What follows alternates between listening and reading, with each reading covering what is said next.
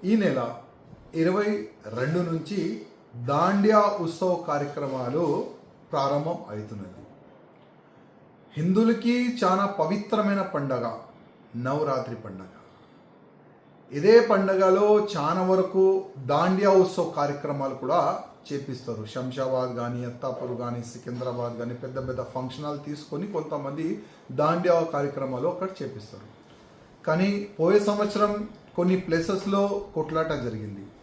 కొట్లాట ఎందుకంటే లవ్ జిహాద్ ఇవాళ యావత్ భారతదేశంలో ప్రత్యేకంగా హిందూ అమ్మాయిల్ని టార్గెట్ చేసి వాళ్ళు ఒక కుట్రగా హిందూ ప్రోగ్రాంలో వచ్చి వాళ్ళ ఫోన్ నెంబర్ అట్లాంటివి కూడా చాలా జరుగుతాయి. మళ్ళీ లవ్ జిహాద్ ప్రారంభమవుతుంది, మళ్ళీ ట్రాప్ చేస్తారు మా హిందూ అమ్మాయిలకి.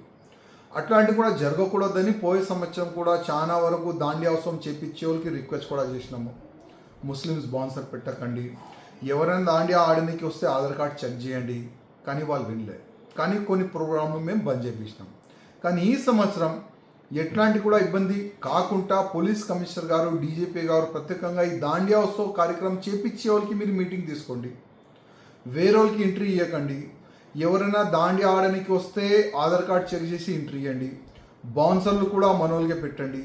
లోపల డీజే ఆపరేటర్ కానీ, క్యాటరింగ్ వాళ్ళు కానీ వాళ్ళు కూడా హిందువుల్ని పెట్టండి అని పోలీసు వాళ్ళే దీనిపైన దృష్టి పెట్టి ఈ దాండియా ఉత్సవ కార్యక్రమం చేపించే వాళ్ళకి చెప్తే చాలా బాగుంటుంది. ఎందుకంటే మేము మా కార్యకర్తలు ఎక్కడెక్కడ దాండియా ఉత్సవ కార్యక్రమం జరుగుతుంది, ప్రత్యేకంగా మా కార్యకర్తలు కూడా అక్కడ దృష్టి ఉంటుంది.